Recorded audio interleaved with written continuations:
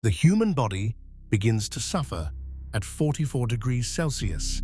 At 70 degrees, skin starts to peel.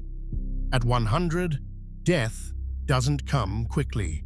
It comes in waves of agony. March 5th, 1531. Smithfield Market, London. Thousands gathered in silence, breath misting in the winter air. In the center of the square stood a cauldron, iron, big enough to hold a man. Inside, it boiled water. Not for soup, not for dye, but for a man named Richard Roose, a cook who'd poisoned a meal meant for a bishop. They stripped him, bound him, lifted him up by ropes. Then slowly he was lowered into the roiling, scalding pot.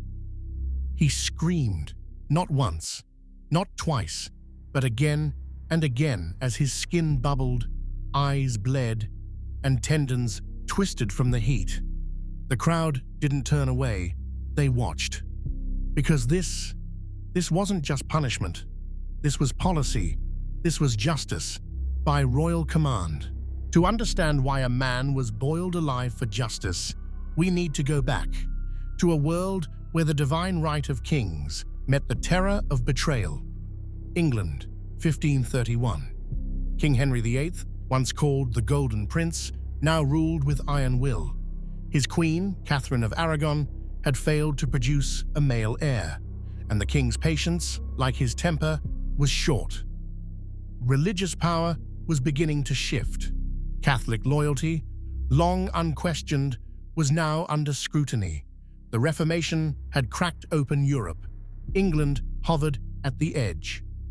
But beneath the grand halls of kings and priests were ordinary men. Men like Richard Roose, a servant, a cook, a man with no land, no title, only his labor. Roose worked in the home of John Fisher, the Bishop of Rochester, a man deeply loyal to the Pope and deeply at odds with Henry VIII. It was a fragile time. Any disruption, any whisper of rebellion, even the smallest offense could tip the scales into chaos. And chaos in 1531 came in the form of porridge. Who was he? History remembers Richard Roose as a killer, but who was he before the pot? Some accounts say he was a hired cook, others a long-time servant in Bishop Fisher's house. Most agree he was educated enough to mix herbs and bold enough to use them. But what motivated him? Was it revenge? A prank gone wrong? Or was he, as some whispered, merely a pawn? Roose was accused of poisoning a pot of gruel served to the bishop and his guests. The bishop survived. 2 others did not. They convulsed, vomited blood, died within hours. Roose claimed it was a joke. He'd spiced the dish with a laxative to cause laughter, but no one was laughing. The poison was deadly, the intent now irrelevant. Death had come, and with it, the king's wrath. It began like any other day. In the house of John Fisher, Bishop of Rochester, a meal was being prepared. It was Lent, a time of fasting. No meat, no feasting, just simple fare, porridge, gruel. In the kitchen, a man worked alone, Richard Roose, the cook. No one questioned him. He had been there before. He knew the kitchen, the routine, the staff. But this time, he brought something with him. We don't know the exact substance. Some say it was diapalma or powder of cantharides, a blistering agent. Others suspect arsenic or hellebore. Whatever it was, he stirred it in, slowly, silently. The porridge was served at the table of Bishop Fisher. He tasted it, but something stopped him. He pushed it aside. 2 others ate freely, a gentleman named Bennet Cohen and one Alice Trippitt, a servant. Within hours, they were dead.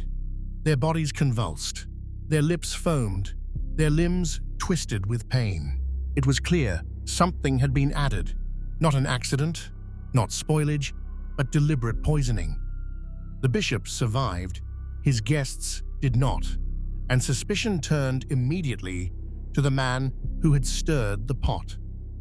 In an age without newspapers, fear traveled by mouth. And soon, every corner of London buzzed with the same rumor. A cook had killed with food. Servants checked their bowls twice. Lords watched their kitchens with suspicion. Even kings grew uneasy. If a man could poison a bishop, what was to stop him poisoning the king? Henry VIII was no stranger to threats. His reign had already seen rebellion, assassination plots, and religious division. But this was personal. This struck at the table, at the place where a man is most vulnerable, when eating, when trusting. Soon, cooks across England were watched more closely. Kitchens became places of scrutiny. Rose's name became a symbol of terror, whispered like a curse. And the question on everyone's lips was no longer, did he do it? But rather, how should he die? At first, there was debate. Poisoning was not yet a crime of treason. Rose could be tried, possibly imprisoned, maybe even hanged. But the king was furious. His fear had become policy. He summoned Parliament, and from his lips came a new command: let him be boiled. No trial, no jury, just execution, no fast and final. But Henry didn't stop there. He demanded a new law, one that would change English justice forever: the Boiling Act of 1531.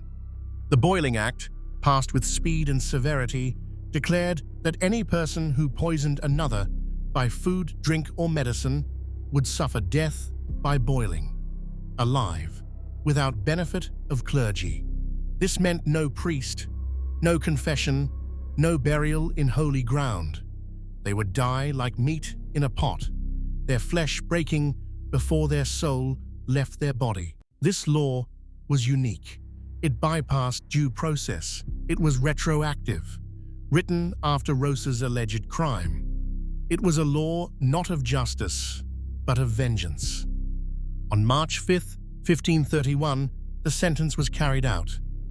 Richard Roose was brought to Smithfield Market, the place once used for cattle, now used for men. Thousands gathered. Word had spread. This would not be a hanging. There are no final words recorded, only screams. He was lowered by chains into the boiling liquid, slowly, so the crowd could see. Skin sloughed from bone. Steam rose like a funeral shroud. It took minutes, maybe more, and when it ended, there was no dignity, only the smell of cooked flesh and the silence of a crowd too stunned to cheer. They came by the thousands, men and women, old and young, servants, bakers, nobles in cloaks, even priests. They arrived before dawn, dragging their children behind them, clinging to wooden carts and carrying pieces of bread soaked in milk. And they waited, not for salvation, but for screams. Smithfield Market was no stranger to executions. Heretics had been burned here, rebels hanged, but never had anyone been boiled alive. The crowd did not gather because they loved death. They gathered because, in a world ruled by fear and divine judgment, public pain meant public order. Rose's death was a sermon, a warning that the king's table was sacred, a reminder that one poisoned bowl could shatter the kingdom. And so they watched, in silence or with gasps. Some prayed, others cheered.